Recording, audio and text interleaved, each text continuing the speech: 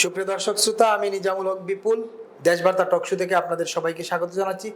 যে যেখান থেকে এই অনুষ্ঠান দেখছেন দেখবেন, সবার প্রতি অনুরোধ দেশবার্তা টকশোটি ফেসবুক পেজটি ফলো দিয়ে এবং ইউটিউব চ্যানেলটি সাবস্ক্রাইব করে আমাদের সঙ্গে থাকবেন।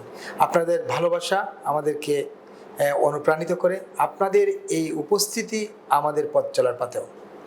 প্রিয় দর্শক, আপনারা নিশ্চয়ই জানেন প্রতিদিন সন্ধ্যা 7টায় আমরা হাজির হই আপনাদের সামনে সমসাময়িক বিষয় নিয়ে, রাজনীতি, অর্থনীতি, সমাজ, এসব নানা বিষয় নিয়ে আমরা উপস্থিত হই আপনাদের সামনে প্রতিদিন সন্ধ্যা 7টায় একজন অতিথিকে সঙ্গে নিয়ে। আজও এরই ধারাবাহিকতায় আজকে আমরা একজন অতিথি নিয়ে কথা বলবো। আজকেও রাজনীতি হচ্ছে উপজীব্য বিষয়। বাংলাদেশের রাজনীতি এখন নির্বাচন হচ্ছে একটি বড় বিষয়। সেই নির্বাচন বানচালের ষড়যন্ত্রের কথা শোনা যাচ্ছে।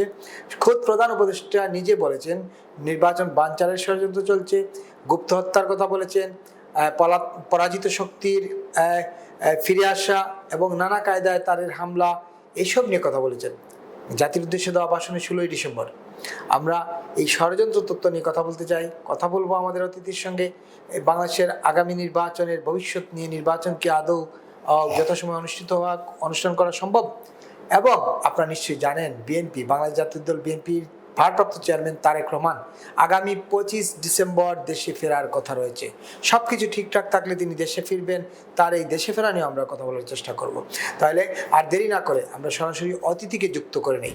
আমাদের সঙ্গে আজকে যুক্ত হয়েছেন কুদরতি গুদা, সিনিয়র সাংবাদিক, মিডিয়া ব্যক্তিত্ব এবং বিশ্লেষক। কুদরতি ভাই, আপনাকে স্বাগতম। আপনাকে ধন্যবাদ এবং আমার যারা দর্শক শ্রোতা আছে আমাদের সবাইকে ধন্যবাদ জানাচ্ছি অনুষ্ঠান দেখার জন্য। কতদিন ভাই, আপনি নিশ্চয়ই জানেন যে নির্বাচন হচ্ছে এখন সবচেয়ে আলোচিত বিষয় এবং সর্বত্র সর্বাঙ্গে আলোচিত। আপনি নিশ্চয়ই জানেন যে নারায়ণগঞ্জ 5 আসনে বিএনপি মনোনীত প্রার্থী যিনি মাসুদুজ্জামান, নারায়ণগঞ্জ সদর আসনে, তিনি নারায়ণগঞ্জ চেম্বারের সাবেক সভাপতি, তিনি গতকাল নির্বাচন থেকে সরে দাঁড়িয়েছেন সংবাদ সম্মেলন করে। যখন তফসিল ঘোষণা হলো তারপর দিনই আমরা দেখলাম ইনকিলাব মঞ্চের হাদি গুলিবিদ্ধ হয়েছেন। তারপরে এই একটি ঘটনা, তারপর বিভিন্ন জায়গায় সংঘাত সহিংসতা তো আছেই।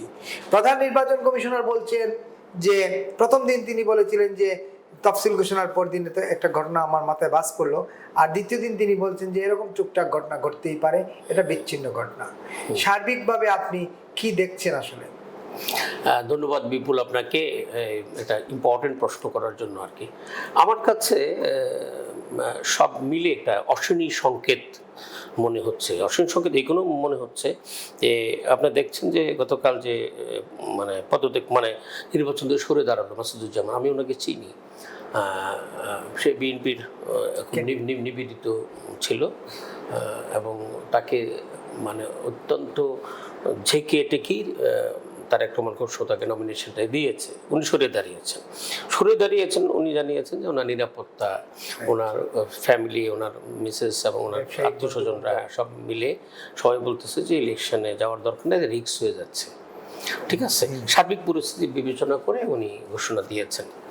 তো এটা কিন্তু একটা ইম্পর্টেন্ট সংকেত, এই কারণে যে ইলেকশন 12ই ফেব্রুয়ারি, আরও অনেকগুলো সময় আছে। আপনি জানেন আজকে সকালবেলাও কিন্তু ঈশ্বরদীতে একজন বিএনপি নেতাকে গুলি করে হত্যা করা হয়েছে। ঠিক আছে, আজকে।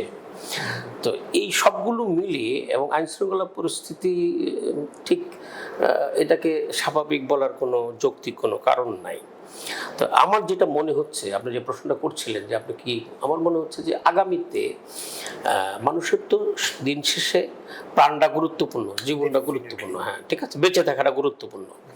আগামীতে আরও এই ধরনের ঘটনা ঘটবে, অনেকেই নির্বাচন থেকে সরে দাঁড়াবে।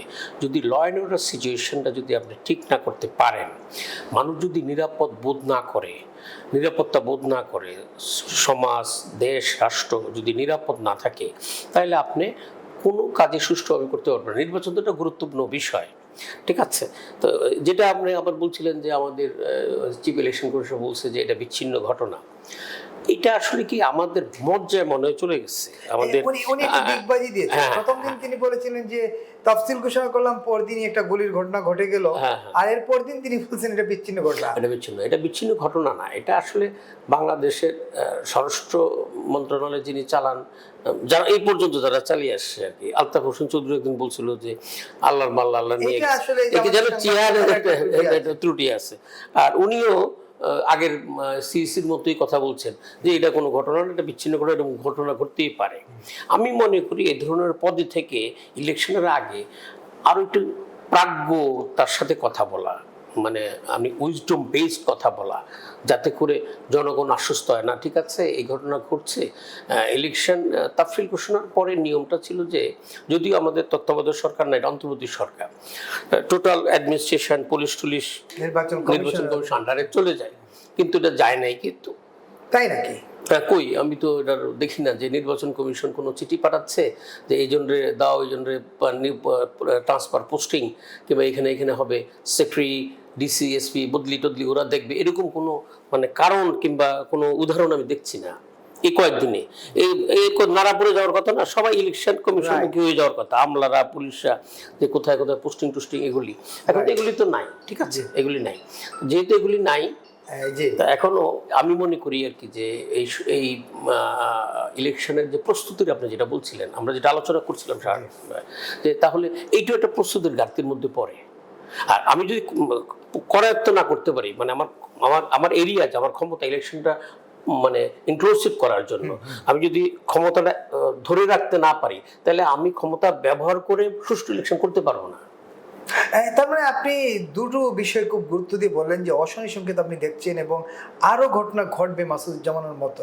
কেন এটা আপনার মনে হচ্ছে? এটা মনে হওয়ার কারণটা হলো যে টোটাল সিচুয়েশন, আইন শৃঙ্খলা পরিস্থিতি স্বাভাবিক না। প্রত্যেক দিনে কোথাও কোথাও খুন হচ্ছে, কোথাও প্রাণহানি হচ্ছে, মারামারি কাটাকাটি হচ্ছে, যেটা আমাদের দেশে কিন্তু পূর্বে ছিল না। প্রকাশ্যে গুলি করা এবং একটু দুই একটা রাজনৈতিক ঘটনা ছিল, দুই দেশে রাজনৈতিক ঘটনা ছিল, রাজনৈতিক হত্যাকাণ্ড ছিল। এখন কিন্তু বিষয়টা রেগুলার ফেনোমেনা হয়ে গিয়েছে, রেগুলার কেউ না কেউ খুন হচ্ছে রেগুলার। যখন আমি একজন উপদেষ্টার প্রেস কনফারেন্স ফলো করছিলাম, উপদেষ্টাটা কার আমার ঠিক মনে নাই, উনিও খুব তটস্থ হচ্ছিলেন যে কোথায় বা দিয়ে কোথায় কি আসে কিনা এরকম করছিলেন আর কি, ঠিক আছে। মানে সবার মধ্যে একটা ভয় আতঙ্ক ঢুকে গেছে যে আসলে কি হবে। মানে যেমন হাদির ঘটনা ধরেন, সে যে খুনি তাকে খুন করেছে তার সাথে ছিল আগে দীর্ঘ সময়, তাকে রেগি করেছে। হ্যাঁ, এখন কেউ তো কনফার্ম না যে আমার পিছনে কি, আমার কখন আমি গুলিবিদ্ধ হব কিংবা আমার কি অবস্থা, এটা মানে কেউ সার্টেন না যে সে বাসার থেকে বেরুলে রাত্রে বাসায় ফিরতে পারবে কিনা এই বিষয়ে কোনো গ্যারান্টি নেই। তার মানে আপনি নির্বাচন একটা অনিশ্চয়তার দিকে যাচ্ছে বলে আপনার কাছে মনে হচ্ছে? আমি সরাসরি অনিশ্চয়তার দিকে মনে হচ্ছে বলবো না, আমার মনে হচ্ছে নির্বাচন প্রক্রিয়া, নির্বাচন যে ট্রেনটা উঠেছে, নির্বাচন যে ট্রেনটা চলার কথা, এই ট্রেন ঝুঁকিপূর্ণ হয়ে উঠছে। মানে লাঞ্ছিত হওয়ার সম্ভাবনা, হ্যাঁ লাঞ্ছিত হওয়ার সম্ভাবনা ঝুঁকিপূর্ণ হয়ে উঠছে নির্বাচনী ট্রেনটা। আরেকটা গুরুত্বপূর্ণ বিষয় প্রসঙ্গ আপনি তুলেছেন যে নির্বাচন কমিশন তফসিল ঘোষণার পর প্রশাসনের সকল কিছু, আইন শৃঙ্খলা বাহিনী, প্রশাসন সবই থাকবে। আপনি দীর্ঘকাল সচিবালয় পিঠের সাংবাদিক, দেখে আসছেন দশকের পর দশক, 4 দশকের বিশ্ববে। কেন এটা হচ্ছে না নির্বাচন কমিশনের আন্ডারে, কেন গেল না আপনার মনে হচ্ছে? আমি মূল কারণটা বলতে পারবো না। নিয়মটা ছিল ইলেকশন কমিশন তফসিল ঘোষণার পরেই ওরা জনপ্রশাসনকে চিঠি দিবে যে তোমাদের নিয়োগ বদলি টদলি সবগুলো আমাদেরকে জানাইয়া করবা, ঠিক আছে।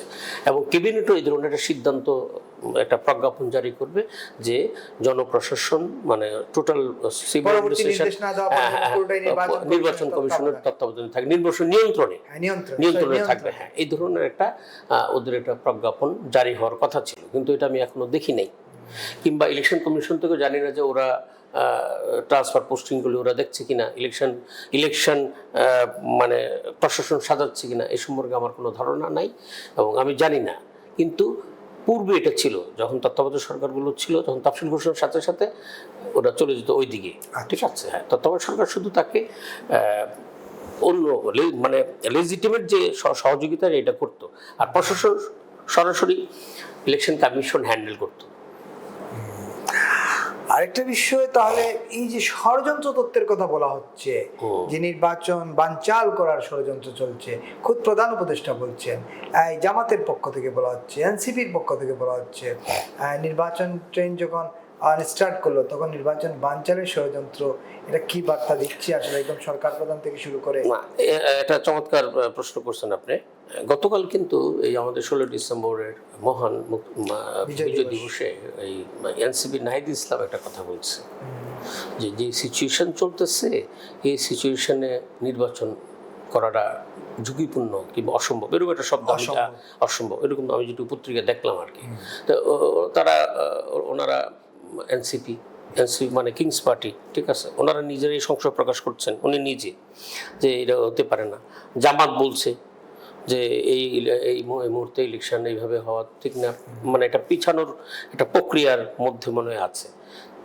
স্বয়ং চিফ অ্যাডভাইজার গালকে জাতির উদ্দেশ্যে ভাষণে বলে ফেললো যে এইরকম ইলেকশন পেছানোর ষড়যন্ত্র চলছে কিংবা ইলেকশন বানচালের ষড়যন্ত্র চলছে। কারণ স্বয়ং সরকার প্রধান যখন এই কথা বলে, এটা আপনি কংগ্রেসিতে নিতে হবে, আমলে নিতে হবে যে একটা কিছু ঘটছে কিংবা বানচালের চেষ্টা হচ্ছে কিংবা বানচাল যারা করবে, যারা ইলেকশনটা চাচ্ছে না ডিউ টাইমে, যে কিছুদিন ক্ষমতায় থাকলে আরও কিছু মানে থাকলাম কিছুক্ষণ আগে আমি ডিআরইউতে ছিলাম। তো ডিআরইউ থাকালীন আমাদের এই কুমিল্লার একজন সাংবাদিক, যিনি ঢাকায় সাংবাদিকতা করেন আর কি, তো উনি আমাকে বলছিলেন যে আমি ওনার কথা, যে আমি বললাম যে উনি যদি মানে সজীব ভুঁইয়ার দায়িত্বে থাকতেন উনি পদত্যাগ করতেন না। ওই আমার স্নেহভাজন সাংবাদিক বলছিলেন। আমি কেন কয় আরও 3 মাস থাকলে আরও অনেকগুলো টাকা ইনকাম হতো, আরও হাজার হাজার টাকা ইনকাম হতো, কি দরকার পদত্যাগ করা, পদত্যাগ করে একটা আনসার্টেনিটির মধ্যে পড়ে যাওয়া। আমি থাকলে, আমি যদি ওই চেয়ারে থাকতাম আমি পদত্যাগ করতাম না, আমি আমার যে লাইনে ছিলাম ওই লাইনেই থাকতাম, লাভ তো নাই। এখন ক্ষমতার চেয়ারে থাকার চেয়ারে না থাকার মধ্যে একটা ব্যাপক পার্থক্য আছে, ঠিক আছে। তো এটা একটা উদাহরণ, হ্যাঁ, এটাও একটা পাবলিক সেন্টিমেন্ট আমার জানা হয়ে গেল যে মানুষ কিভাবে তাদেরকে চিন্তা করে, মানুষের চিন্তা চেতনা কি, ভোটের ব্যাপারে কি চিন্তা, দুর্নীতির বিষয়ে কি চিন্তা, তারপরে সুশাসন বিষয়ে কি চিন্তা, এই আর কি। এই ষড়যন্ত্র থেকে বের হওয়ার উপায় কি আসলে? এই যে সবাই ষড়যন্ত্র করতেছে, এটা তো আসলে উদ্দেশ্য প্রণীত ষড়যন্ত্র তো নাকি আসলে প্রকৃত কোনো ষড়যন্ত্র চলছে? এটা আরেকটা ভাইটাল প্রশ্ন। এখন কথা হলো, কেউ যদি জেগে জেগে ঘুমায় তাকে আমরা কখনো আর জাগাতে পারবেন না, ঠিক আছে। এখন আপনার অভিভাবক যদি বাসায় বলে যে আমার তো ফ্যামিলি খুবই বিশৃঙ্খল, আমি তোমার ভাইটাই বোন টোনটা মানাইতে পারতেছি না, আমি খুবই সরি, যে তোমরা তোমাদের মতো করে চলো, তাহলে তো এমনিতেই মোরালি ওই ফ্যামিলিটা শেষ হয়ে যাবে। হ্যাঁ, অভিভাবক হিসেবে দায়িত্বটা যেটা হওয়া উচিত আমি মনে করি পার্সোনালি, যে জনগণের মানসিক শক্তিটাকে আরো বেশি শক্তিশালী করা, আর মানে কথা আর সিদ্ধান্তে ঠিক থাকা। এটা যদি ঠিক হয়, ঠিক হচ্ছে, ষড়যন্ত্র হতেই পারে, ঠিক আছে, কিন্তু অ্যাজ এ অভিভাবক হিসাবে ষড়যন্ত্রটা আপনি সিরিয়াসলি মোকাবিলা করবেন, এটা আগে বলেন। যে কোনো ষড়যন্ত্র হোক, আমি এই ষড়যন্ত্র মোকাবেলা করে বাংলাদেশকে একটা ঐতিহাসিক ইলেকশন উপহার দেব। এই জায়গায় আসবো, কিন্তু একটা প্রশ্ন হচ্ছে, আমরা বারবার শুনতেছি নির্বাচন ফেব্রুয়ারিতেই হবে, এই নির্বাচন রমজানের আগেই হবে, পৃথিবীর কোনো শক্তি নাই, কোনো মহাপরাক্রমশালী শক্তি নাই যে নির্বাচন থামাতে পারবে। তারপরে এই ষড়যন্ত্রের কথা বলা মানে সরকারের দুর্বলতা কিনা? মাঝে মাঝে মানে এটা আমাদের দেশের সরকার না, সব দেশের সরকারই দুর্বল। যখন আপনি জানেন যে ইরাক যুদ্ধের সময়ও ইরাকের তথ্যমন্ত্রী পতনের আগের দিনও বলছিল আমরা সব ঠিক আছে, সব ঠিক আছে, কোনো সমস্যা নাই, আমাদের সরকার অ্যালাইভ, মানে সব জীবিত আছে। এর মধ্যে কিন্তু সব অনেক কিছু শেষ হয়ে গেছে। হ্যাঁ, আজিজ। হ্যাঁ, তো এখন সারা পৃথিবীতেই দেখবেন যে সাউথ এশিয়াও এটা গুরুত্বপূর্ণ, যে ওই যেই সরকারগুলো একটু দুর্বল সরকার থাকে তারা একটা ধরনের মানে বাংলা কথায় যেটা বলে আর কি, এটা কথন, অতি কথনের মাধ্যমে তারা শক্তি দেখাতে চায় যে আমার কোনো সমস্যা নেই, আমি ঠিক আছে, ঠিক আছে। আর যারা ন্যাচারালি কাজ করে যায় দেশপ্রেম অন্যান্য বিষয়গুলো বিদ্যমান থাকে যে আমার কাজটা আমি করে যাই, তারা এইসবের মধ্যে যায় না, আমার কাজটা আমি করে তার মানে একটা প্রবাদ আছে, ফাঁকা কলসি ডাকে বেশি। হ্যাঁ হ্যাঁ, আপনার মনে আছে যে এই বিচারপতি হাবিবুর রহমান যখন তত্ত্বাবধায়ক সরকার প্রধান ছিলেন আর কি, উনি হোমওয়ার্ক করেন না, কিন্তু উনি যেদিন থেকে ক্ষমতায় ছিলেন তো খুব কম কথা বলতেন আর নিজের দায়িত্বটা নিজে ওই ফাইল ওয়ার্ক করতেন, দায়িত্বটা পালন করতেন শক্তি। ওনার সামনে কিন্তু দাঁড়ালো কেঁপে যেত অনেকে, ঠিক আছে, বিচারপতি শাহাবুদ্দিনও ঠিক তাই। তো এটা হলে ভালো হয় আর কি, আপনি কম কথা বলেন, কাজ বেশি করেন। কিন্তু সরকার প্রধান স্বয়ং যখন বলেন ষড়যন্ত্রের কথা, তো এখান থেকে মুক্তির উপায়টা কি, আসলে বের হওয়ার উপায় কি? এই মুক্তির উপায় আমি বলতে পারবো না, কারণ তো আমি তো মানে মানুষ, আমি তো ফেরেশতা না, ঠিক আছে। আর সরকার প্রধান যখন এই কথা বলে, নিশ্চয়ই ওনার কাছে কোনো ইনফরমেশন আছে, ইনফরমেশন ছাড়া তো উনি কথা বলেন না, বলা উচিত না, তো নিশ্চয়ই কোনো একটা বিষয় আছে। আর মুক্তির উপায়টা যারা ষড়যন্ত্রের কথা বলছেন, আপনি যাদের নাম উল্লেখ করলেন, তাদেরকে প্রশ্ন করলে উত্তরটা মনে আরও সহজ হবে। কিন্তু এই যে ষড়যন্ত্র তত্ত্ব আপনার দিনের পর দিন নির্বাচনকে এক ধরনের অনিশ্চয়তার মধ্যে ফেলছে কিনা? অনিশ্চয়তার মধ্যে ডেফিনেটলি ফেলছে মানসিকভাবে, যে যখন আপনি এই ধরনের কথাবার্তা প্রত্যেকটা বিএনপি ব্যতীত প্রত্যেকটা রাজনৈতিক দলে বলছে, বিএনপি কিন্তু বলছে না, মানে বিএনপির মতো কাজ করে যাচ্ছে, তো তখন একটা প্রশ্ন জাগে, আসলে কি ইলেকশনটা হবে? অনেকে দেখবেন যে সাধারণ মানুষ রাস্তায় হাঁটলে জিজ্ঞাসা করে, আরে কালকে তো চিফ অ্যাডভাইজার বক্তৃতা করে বললো যে দেশের নির্বাচন বানচালের ষড়যন্ত্র চলছে, এই চলছে, নিশ্চয়ই এটা সত্যি। একটা মিথ্যা কথাও যদি আপনি বারবার উচ্চারণ করেন, এটা সত্যের মতোই শোনাবে। সাধারণ মানুষের সাথে তো আপনি কথা বলেন, জানেন, সাধারণ মানুষ তো বিশ্বাস করতে পারছে না নির্বাচনের বিষয়টা।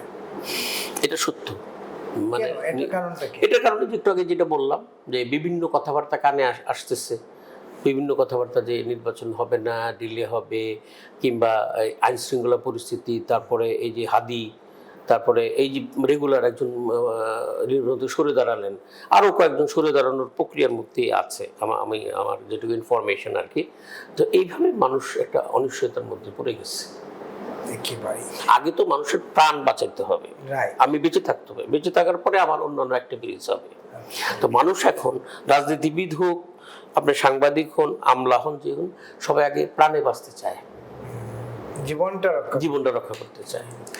আমরা একটু আগাতে চাই সামনের দিকে। আপনি জানেন যে বিএনপির খুব ক্রাইসিসই বলবো যাচ্ছে নানাভাবে, বিএনপি নানা রকম সংকটের মধ্যে দিয়ে যাচ্ছে। তাদের প্রধান নেতা যিনি অসুস্থ, হাসপাতালে, বেগম খালেদা জিয়া দীর্ঘদিন ধরে হাসপাতাল, 22 তারিখ রাত 12টার পরে, তো 22 তারিখ রাত 12টার পরে, তারপর থেকে তিনি হাসপাতালে আছেন। তাকে এই অ্যাম্বুলেন্সে এসে নিয়ে যাচ্ছে, আপনি এই শোতে এখানে বলছিলেন এই আসছে অ্যাম্বুলেন্সেই যাচ্ছে, এটা নিয়ে আমরা আলোচনা করেছিলাম।